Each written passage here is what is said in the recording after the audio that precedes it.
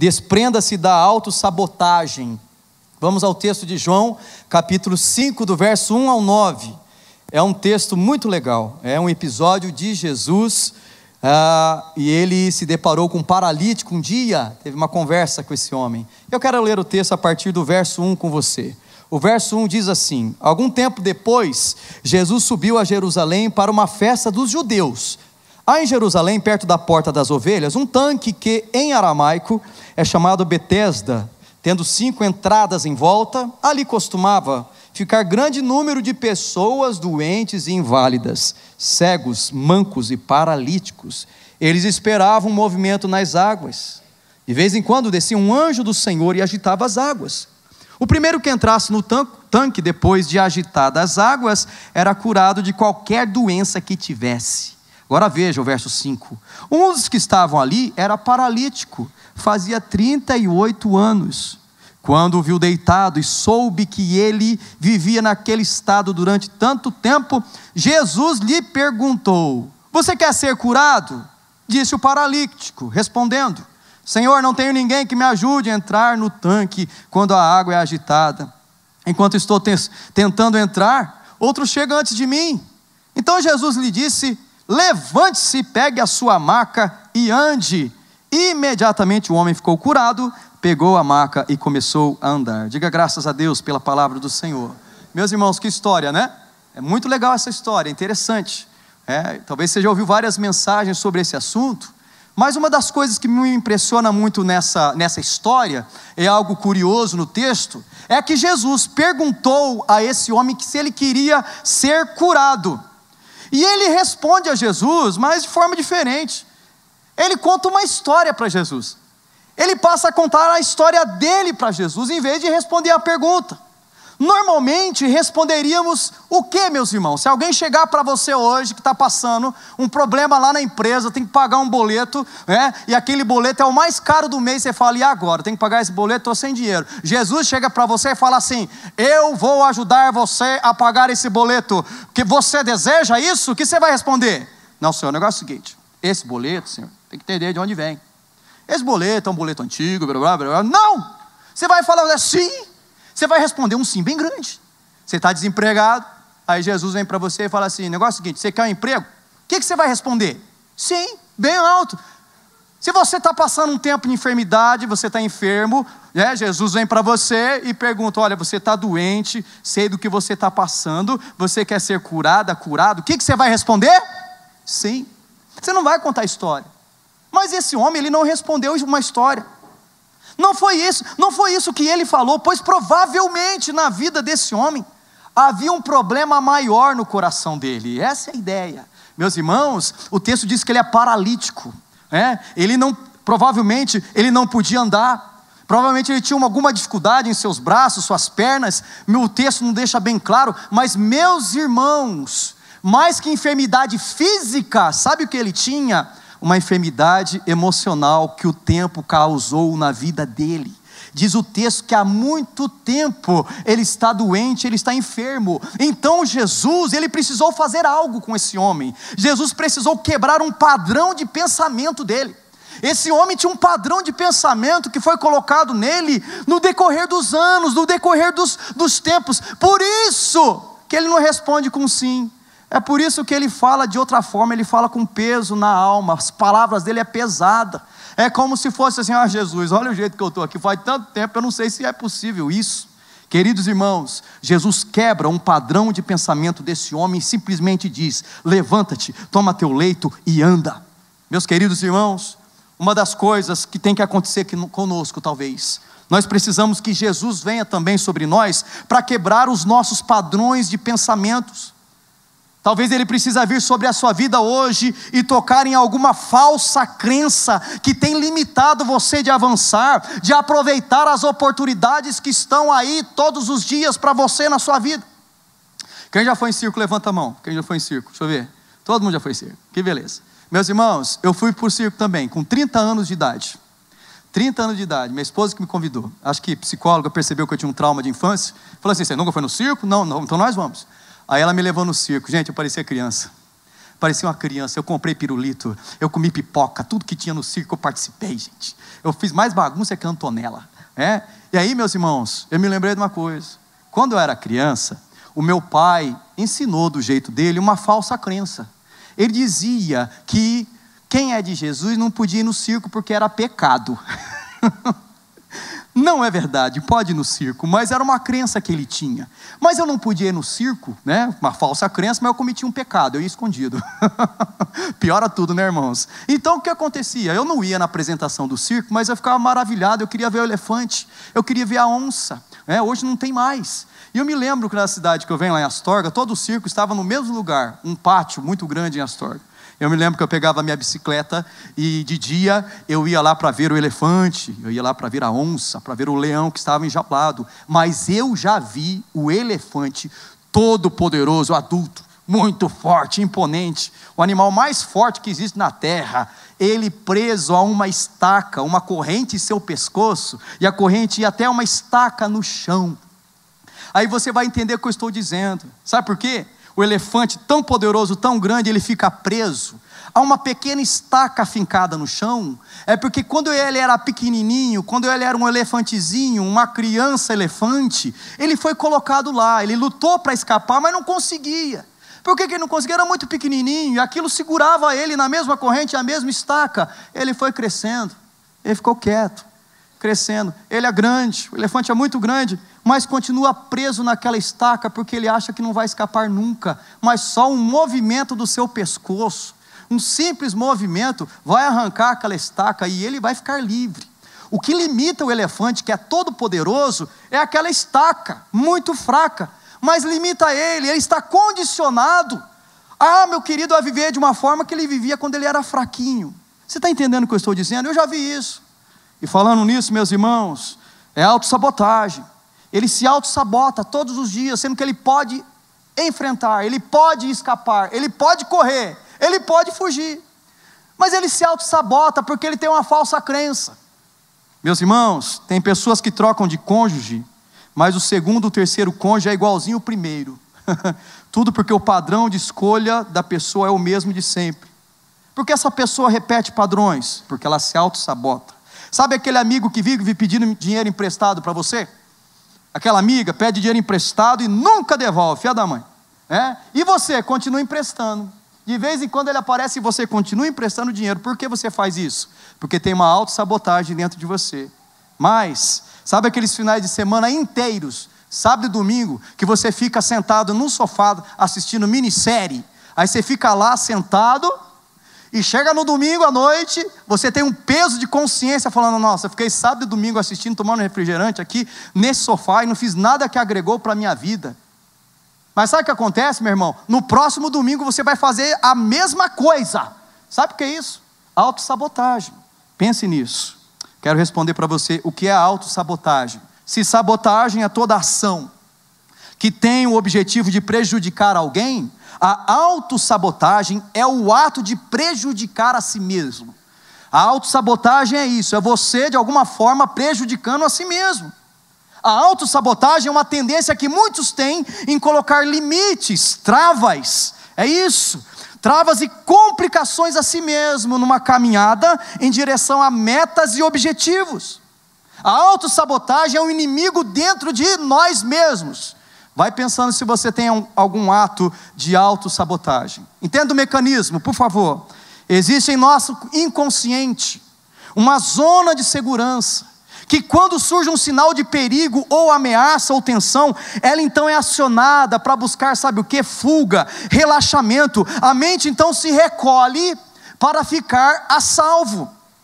Mas nós sabemos, irmãos, que suprimir as emoções é apenas uma forma de mascarar o nosso problema, sendo que na verdade precisa ser encarado o problema de frente. Tem algum problema que você sai correndo? Tem alguma escolha, atitude, um desafio que você foge e você tem que enfrentar?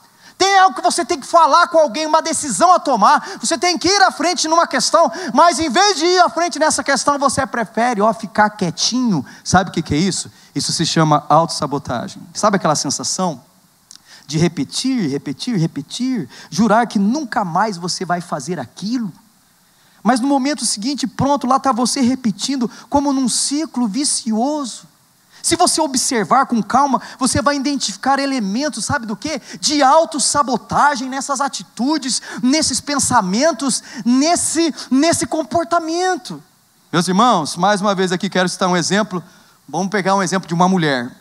Com uma mulher que tinha um namorado agressivo e decidiu trocar de namorado e arrumou outro que também é agressivo. Como é que pode? Agora veja que coincidência, seu pai era agressivo. Será uma coincidência? Não é uma coincidência. Por mais que é um grande mistério essas coisas de repetição, nós temos a tendência assim de repetir padrões vividos em nossa infância. E nós repetimos isso na nossa escolha dos dias atuais. O nosso inconsciente nos lança a ficar com o que já foi vivenciado de alguma forma. Sabe por quê, meus irmãos? Porque é mais confortável. Em algum momento da sua história, desde criança até agora, você vivenciou alguma coisa e é mais confortável para você escolher ou fazer uma decisão nos padrões que você já vivenciou de alguma forma no passado. É por isso que nós repetimos escolhas, repetimos decisões. É por isso que nós nos auto-sabotamos muitas vezes, todos os dias. Agora, querendo ou não, nós somos condicionados a repetir certos comportamentos. Muitas vezes se torna, sabe o que na nossa vida? Automático. Acontece automático na nossa vida. Vamos pensar aqui, não aconteceu já com você? Você acorda cedo, você escova os dentes, você almoça, você escova os dentes, pelo menos deve, aí à noite você escova os dentes, aí você vai assistir uma televisão com sua família, aí você vai dormir e você pensa assim, puxa vida, eu escovei os dentes quantas vezes hoje? Acontece com você? Acontece com muitos de nós. Estamos no automático. Quer ver uma outra questão automática que acontece na sua vida? Você tem um carro, hoje nós temos os carros automáticos, mas sabe aqueles carros que não são automáticos? Primeira, segunda, terceira, quarta, quinta marcha? Você está dirigindo, aí você pensa assim, agora irei trocar para a segunda marcha. Agora irei trocar para a quarta marcha. Não. A quarta não, eu vou trocar para a terceira marcha. Agora eu vou dar ré. É assim que você faz? De jeito nenhum. Se você fazer isso, você vai bater o seu carro. É tudo automático, meus irmãos. Você faz, você nem vê, você nem pensa. Está automático na sua cabeça. E meus irmãos, muitas coisas na nossa vida é desse jeito. Acontece de forma automática, é dentro do nosso inconsciente, é lá no pensamento. É por isso que esse homem paralítico, ele não responde sim para Jesus, ele conta uma história que ele já está vivenciando há muito tempo. A incredulidade dele acontece há muito tempo, a falta de fé dele é de muitos anos atrás. Querendo ou não, nós somos condicionados a isso. Agora, da mesma forma, nós temos atitudes na vida que são inconscientes. Essas atitudes, meus irmãos, nos limitam, pois alguém, os nossos pais, talvez os nossos professores, algo do passado, talvez algum trauma na nossa história, pode ter gerado esse padrão de comportamento que é se auto-sabotar quando surge um perigo, um desafio, uma ameaça, um conflito, uma provação ou uma adversidade. E daí nós falamos o quê? É isso mesmo, eu não consigo, eu não posso, esse projeto não vai dar certo, mais uma vez eu vou fracassar, eu sou um burro, eu sou limitado, eu não tenho estudo para isso, eu não tenho inteligência, eu sou muito baixinho, eu sou muito alto, eu sou muito gordinho, eu sou muito magro, o meu rosto, o meu nariz é muito grande, e aí você vai, é tudo palavra de quem se auto-sabota, não é daquele que acredita que é um filho de Deus, não é aquele que vive com Jesus que diz vai, enfrenta. Você se auto-sabota, tem alguma coisa na sua vida que não vai para frente, não acontece, talvez é uma auto-sabotagem, talvez tenha uma razão, um motivo, por que você tem feito isso. Quer ver um texto de Provérbios 23, verso 7? O que acontece com o homem é que como imagina em sua alma, assim ele é. Como você se vê? Como você vê o seu coração? Meus amados irmãos, a pergunta é, você tem alguma atitude sabotadora? O que te limita? O que faz você ficar pelo meio do caminho nos projetos da vida? Tem gente que começa projeto e sempre para lá no meio. Tem gente que começa um plano lá dentro de casa e não termina. Tem marido que diz para a esposa, agora vai, você é o maridão, aí chega mais, passa uma semana e já está complicado de novo. Tem mãe que diz, eu vou ser a mãe agora, eu vou dar atenção, eu vou jogar, vou fazer desenho com meu filho, eu vou dar atenção, eu vou deixar o celular do lado, porque eu estou com muito WhatsApp, muito Facebook, muito Instagram, muito diabo quatro, tanta coisa, né? É muita coisa ruim. E aí, tudo bem, mas passa uns 3 dias, seu filho está abandonado talvez. O que é isso? É autossabotagem. Por que nós nos autossabotamos? Por quê? Meus amados irmãos, o homem do tanque de Betesda tinha um padrão de pensamento negativo e muitos de nós somos bem parecidos. O tanque está à frente, o nosso milagre, nosso objetivo, a nossa vitória está bem à frente, está tão perto, e quando falta milímetros, nós nos autossabotamos, sendo que está ali à frente a resolução. Vou contar para você, talvez você está olhando para mim falando, pastor, eu preciso de exemplo. Eu vou tentar contar um exemplo para vocês, um exemplo meu, porque Deus tem tratado isso no meu coração. Uma forma de autossabotagem que eu fazia é assim: quando eu não queria conversar uma conversa séria com alguém, e eu íntimo dessa pessoa, a conversa começava a ficar acalorada, e eu precisava tratar assunto. Sabe o que eu fazia de primeiro? Não quero falar sobre esse assunto, chega! Dava as costas, eu ia para algum lugar. Mas o que eu devia fazer? Continuar tratando o assunto até resolver o problema.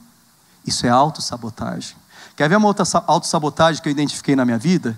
3 pessoas conversando, ou 4, ou 2 pessoas, eu estava nessa roda de conversa, e essas pessoas entram num assunto difícil, começa a falar do cosmos, da predestinação, começa a tratar um assunto muito difícil de tecnologia, e eu estou lá na conversa, me falta assunto, eu não tenho o que falar. Sabe o que eu fazia, meus irmãos? Eu falava assim, gente, olha a lua como está bonita, hein, gente?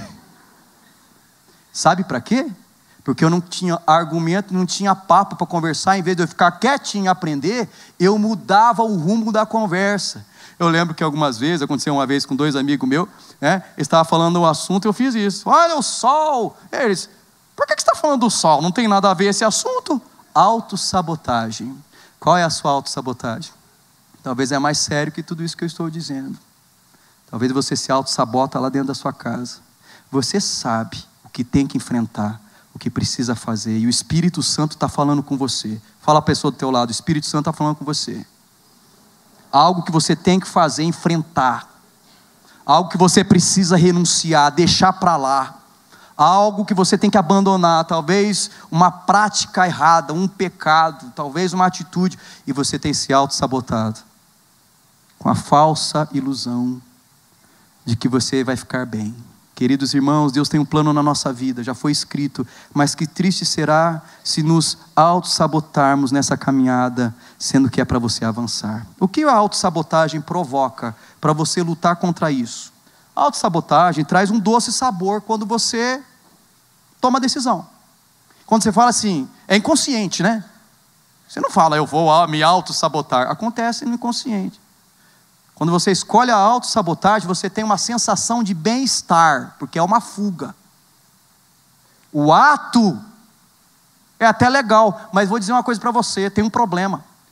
A situação, a circunstância vai continuar para você resolver. E muitas vezes o problema aumenta, e a dor é maior lá na frente. Olha o teor das palavras do homem aqui no tanque de Betesda. Disse o paralítico, olha o peso, Senhor, não tenho ninguém que me ajude a entrar no tanque. Quando a água é agitada, enquanto estou tentando entrar, outro chega antes de mim.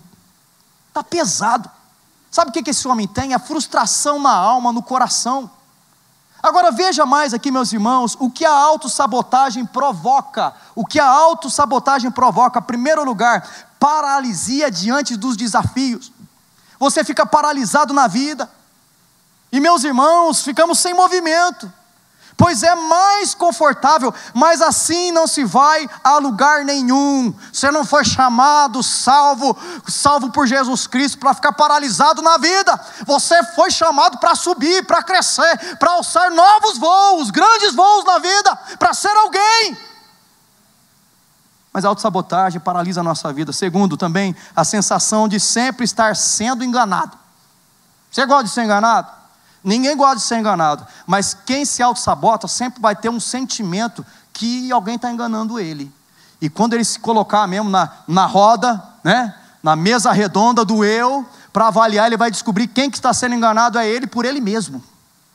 A oportunidade passa, você vê o outro vencendo, e você não. E notamos de repente que somos nós mesmos. que estamos nos enganando. Já aconteceu com você? Você teve uma ideia, vou falar com o patrão. Que ideia, hein? Certo. Eu vou falar amanhã. Não, depois da manhã. A ideia é boa, mas eu vou falar o mês que vem. Aí sabe o que acontece? O seu amigo do trabalho vai lá primeiro que você, conta a ideia para o patrão. E aí você se sente o quê? Frustrado, porque você está se auto-sabotando. Conta a ideia, vai lá. Também, o que acontece, ela provoca a desconfiança da própria capacidade, meus irmãos. Diga assim: eu sou capaz. Tudo é possível que crê. Não é verdade? Mas, meus irmãos, nós passamos a ter uma desconfiança da própria capacidade quando nós nos auto-sabotamos. Somos como um elefante preso numa estaca e nos sentimos, sabe o que? Covardes depois que rejeitamos um desafio. Também o que surge, meus irmãos, é uma tendência de viver uma ilusão. Você se auto-ilude. Nós temos um problema para resolver, fugimos achando que a fuga vai ser melhor, que é um ato de resolução, mas como diz que o defunto enterrado, meu irmão, sempre aparece o cheiro, sempre fede, o problema vai persistir, e muitas vezes certos problemas voltam de forma avassaladora. Você não trata aqui, você se auto-sabota, mas ali na frente, muitas vezes o problema, a situação, a causa vai vir com muito mais força para te machucar. Por isso, se Deus tem falado para você, vai, resolve, vai à frente, trata esse assunto, peça perdão, conversa com a sua mãe, trata esse assunto com o seu pai, se humilha diante do seu irmão, da sua irmã, conversa com esse amigo do trabalho, não se auto-sabote, vai em frente, meu irmão, na força do Senhor Jesus. Também, meus irmãos, outra verdade que acontece, nós passamos a nos colocar de vítima do mundo, que se chama vitimização. Quando você se auto-sabota, nós passamos a ser vítima e dizemos dessa forma: o que estou passando não é culpa minha, o que eu estou passando é culpa dele, é culpa do meu pai, é culpa da minha mãe, a culpa é do meu tio, a culpa foi da minha infância difícil, eu fui criado assim, me faltou isso, aquilo, meu pai foi muito duro, a minha mãe foi inconsequente, e aí nós nos colocamos como vítimas do mundo e do nosso passado, sendo que Deus quer construir uma nova história na sua vida a cada dia, vítimas. Sabe por quê? Porque nos dá a impressão que estamos no controle quando nós fazemos isso, é a nossa zona de conforto. Em último lugar, o ato de procrastinar. Sabe o que é o ato de procrastinar? É deixar para fazer amanhã o que você precisa fazer hoje. O fato que procrastinar é uma causa, é uma consequência da autossabotagem. Sabe por quê, meus irmãos? Olha o que é procrastinar. Você está num momento da tua vida, você tem que resolver algo. Você tem que tratar algo, tomar uma decisão. Aí você na sua casa diz assim: eu vou tratar esse assunto, mas eu vou tratar depois. Essa conversa, não, eu vou conversar, mas eu vou conversar o mês que vem. Na sua cabeça é assim, é como se fosse assim, que a coisa está sendo resolvida. Você deixa para depois, tem um sentimento assim: não, está sendo resolvido, mas não está sendo resolvido. Procrastinar é uma consequência terrível para quem se auto-sabota. Irmãos, lembre-se disso. Se você acredita que nada vai dar certo na sua vida, então já deu errado. E, meus irmãos, não é porque as circunstâncias apontam para isso, mas porque você irá se comportar como se isso fosse uma verdade na sua vida. Pastor, por que o senhor está falando dessas provocações? Eu estou falando dessas provocações para você tomar uma decisão e compreender que a autossabotagem só cria mal, só faz mal para você e atinge quem você mais ama que está ao seu redor. Trava você na vida, paralisa você, sendo que o Deus é o Deus das oportunidades, sendo que Deus é o Deus que abre as portas, e elas estão aí à sua frente, e muitas vezes você fica paralisado, por quê? Porque você não toma as decisões na hora certa, você se auto-sabota pelo sentimento de bem-estar. Agora, como vencer a autossabotagem? Em primeiro lugar, admita a sua autossabotagem. Vamos falar todos juntos aquela frase em branco? Vamos lá? Admita a sua autossabotagem. Olha para a pessoa do lado aí e fala: admita, irmãozinho. Tem que admitir. Agora eu vou dizer para você por que eu estou falando que você precisa admitir. Porque é necessário ser humilde. Você tem que deixar de orgulho. Deixar de orgulho. Você acha que é fácil? Para eu contar aqueles 2 exemplos aqui para você, tive que quebrar meu orgulho, não é? Sabe por quê? Eu fiquei pensando assim, alguém vai chegar para mim quando eu falar, pastor, autossabotagem. Sem quebrar o orgulho. Eu tenho uns amigos aqui na igreja, se eu falar para eles olhar para o sol numa conversa, pastor, você está com a autossabotagem da mensagem, tem que se humilhar, meus irmãos. Não é? Você tem que se humilhar diante das suas autossabotagens e dizer, esse é o meu problema. É nessa área aqui, ó. É nessa situação aqui, ó. Ninguém sabe, mas eu tenho que admitir, o Espírito Santo está falando comigo. É nesse momento que eu fujo da raia. É aqui que eu escapo. É aqui que eu me auto-saboto. E meus irmãos, depois que eu descobri meus atos sabotadores, eu tive que me humilhar e reconhecer minhas fraquezas. E reconhecer fraquezas, meu irmão, não é coisa de perdedor não, mas segundo a palavra de Deus, aquele que assume suas fraquezas, que é o vencedor. E o texto de Romanos capítulo 7, verso 19, veja o que o apóstolo Paulo falou. Paulo, pois o que faço não é o bem que desejo, mas o mal que não quero fazer, esse eu continuo fazendo. Ele está se humilhando e dizendo, eu tenho fraquezas. Você primeiro precisa reconhecer que tem algo que você sabota, pois lhe parece ser mais fácil. Você tem que reconhecer que vai por caminhos contrários ao caminho da vitória. Senhor, eu tenho que admitir, Senhor, o Senhor mostra um caminho, o Senhor tem mostrado o que eu tenho que fazer nessa questão, mas eu estou indo na contramão. Tem que se humilhar, tem que reconhecer o que você é, como Paulo disse em Gálatas capítulo 5, verso 17. Olha o texto, pois a carne deseja o que é contrário ao Espírito, o Espírito o que é contrário à carne, eles estão em conflito um com o outro, de modo que vocês não fazem o que desejam. Tem que se humilhar e reconhecer a luta que você trava. Irmãos, reconheça de uma vez por todas, diante de Deus e da vida, com humildade. Ó Senhor, o que eu achava que era força, na verdade é fraqueza. Eu preciso de Ti, eu dependo de Ti. Lembra de Moisés? Moisés, ele teve que admitir, eu não sei falar. Você lembra do Jacó da Bíblia? Jacó chegou um momento da vida dele de tanta autossabotagem. Deus falava, vai conversar com seu irmão Esaú, e ele, não vou, sempre se auto-sabotando, fugindo da raia, de ir até o irmão dele e dizer, pequei contra você, te enganei, menti para você, mas chegou um momento que não teve jeito, o problema foi crescendo, como eu tenho falado para você, e ele teve que ir, e ele teve que reconhecer diante do irmão dele, olha, meu nome é usurpador, esse é o significado do meu nome. Ele teve que se humilhar. E meus irmãos, quando nós admitimos a nossa fraqueza, é aí que o Espírito Santo vem fazer uma obra na nossa vida muito mais poderosa, de cura, de libertação e de força, força do alto, não a sua força, mas força do alto para você enfrentar a vida, é isso. Em segundo lugar, meus irmãos, como vencer a autossabotagem? Primeiro, admita. Segundo, corra desesperadamente pela verdade. Diga verdade.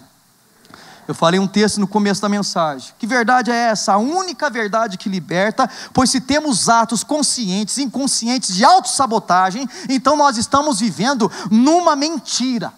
Você se autossabota e acha que está tudo legal, isso é mentira. Mentira de que essa escolha vai fazer bem para você, vai dar um bem-estar, mas é mentira. E quem é o pai da mentira, segundo a palavra de Deus? É o diabo. Essa é a verdade. E o diabo tem seus mecanismos no mundo para nos afundar no mar das emoções. Ele usa o nosso passado, ele cria e lança as crenças mentirosas que nos atingem para nos impedir de avançar diante dos desafios da vida.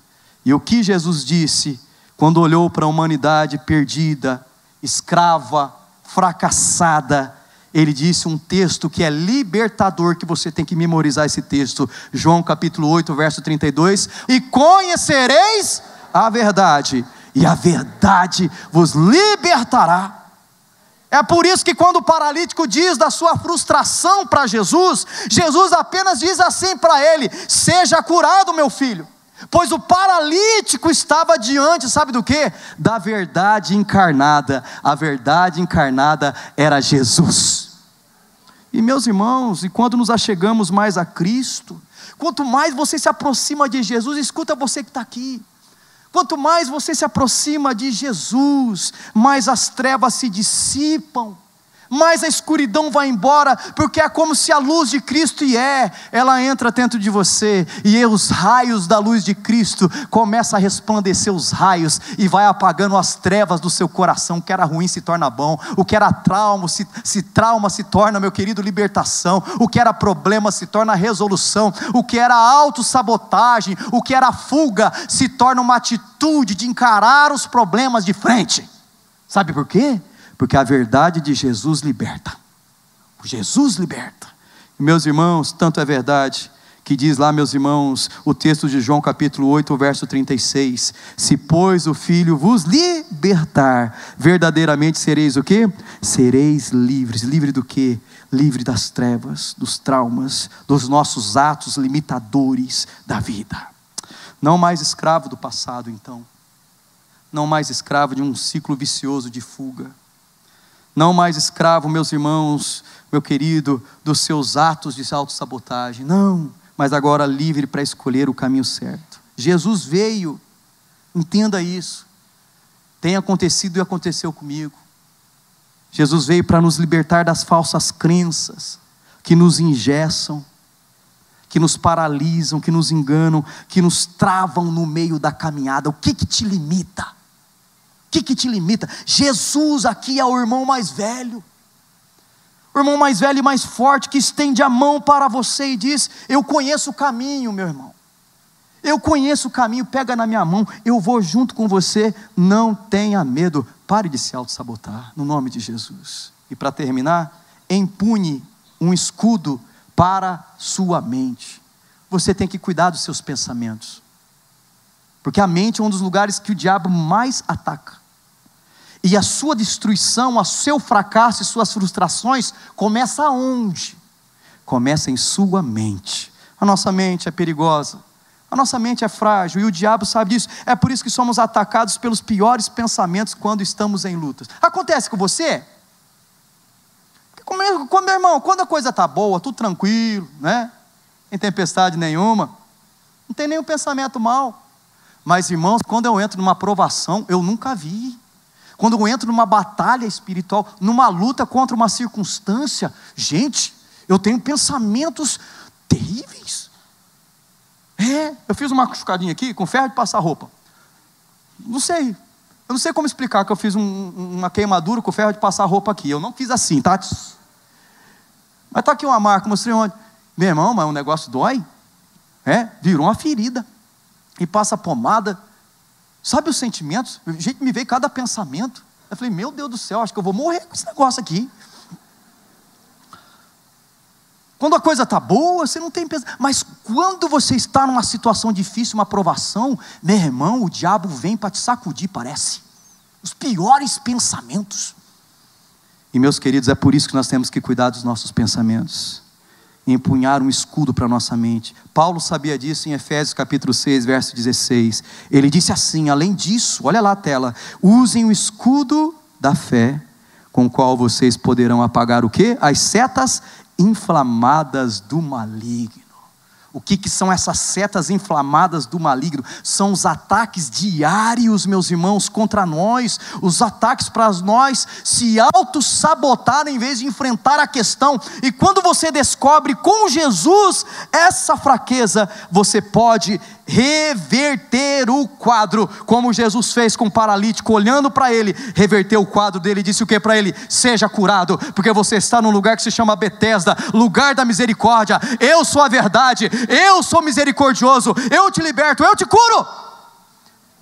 E é isso que ele quer fazer conosco, que nós paremos com os nossos pensamentos ruins.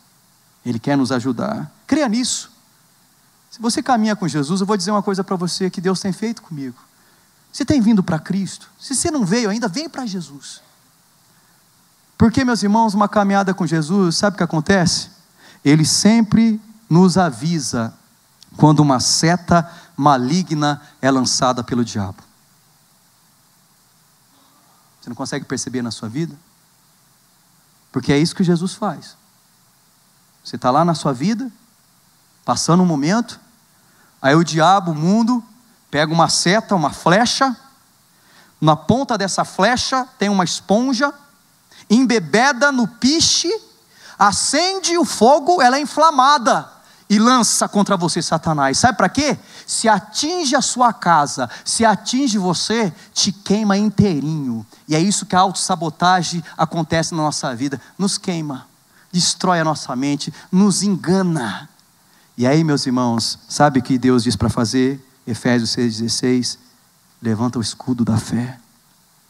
Jesus vai mostrar para você quando essas setas, essas lutas na mente, esses ataques vier contra você. E essa é a hora de você se levantar, pegar o seu escudo. É a sua vida de fé, de oração, a sua vida com Deus. E levantar o escudo e dizer, olha a seta maligna, você não me atinge. Você levanta, ela não entra em você. Porque esse escudo, a sua fé em Jesus, a sua decisão de viver com esse Deus, irá proteger você de se queimar. E o texto é muito interessante de Romanos 12:2, o último texto, diz assim, não vos conformeis, o que, meus irmãos? Com este mundo, mas transformai-vos pela renovação de vossa mente, para que experimenteis, olha o que tem disponível para você de Deus, a boa, perfeita e agradável vontade de Deus. Já tem algo bom para você vivenciar, mas para isso você precisa experimentar, ir até Jesus e viver com esse Deus. O tanque de Betesda, terminando, significa lugar de misericórdia. Jesus olhou não só a paralisia física daquele homem, mas a paralisia espiritual, e com misericórdia o curou. Jesus quer nos levar a romper com tudo que nos paralisa, com tudo que nos limita. Ele quer nos levar a romper com tudo que é um obstáculo no nosso coração, na nossa mente, na nossa vida, para nós desfrutarmos do que é bom, perfeito e agradável, meus irmãos. E meus queridos irmãos, uma das coisas que você pode contar é com a presença de Jesus, amém? Vou terminar com a historinha da águia e do frango. Lembra da águia e da galinha? Você já viu essa história? Um caçador, ele subiu num penhasco, e aí ele encontrou um ninho de águia. Ninho de águia. Sabe que ele teve uma ideia? Eu vou pegar esse filhotinho de águia, eu vou levar para mim. Ele pegou o filhotinho de águia e levou para a fazenda dele. Quando chegou lá na fazenda dele, ele falou, eu tenho outra ideia, vou colocar esse filhote de águia aqui no meu galinheiro. Ele colocou o filhote de águia no galinheiro, todas as galinhas lá. E aí, gente, só aconteceu uma coisa. A águiazinha, que era filhote, começou a crescer, gente. E a águia é desse tamanho mais ou menos, né? Aí estava lá a águia enorme dentro do galinheiro, e os frangos, as galinhas todas lá. E o que a águia fazia? Subia no puleiro igual galinha, ciscava no chão igual galinha. A águia achava que ela era uma galinha. E se soltasse ela do galinheiro, sabe o que ela fazia? Não ia voar não, meus irmãos. Ela achava que era uma galinha. Ela ia ciscar no chão, cavucar no chão, procurando minhoca. É isso. Foi condicionada a isso. A ave não sabia do que era capaz, julgava-se ser galinha.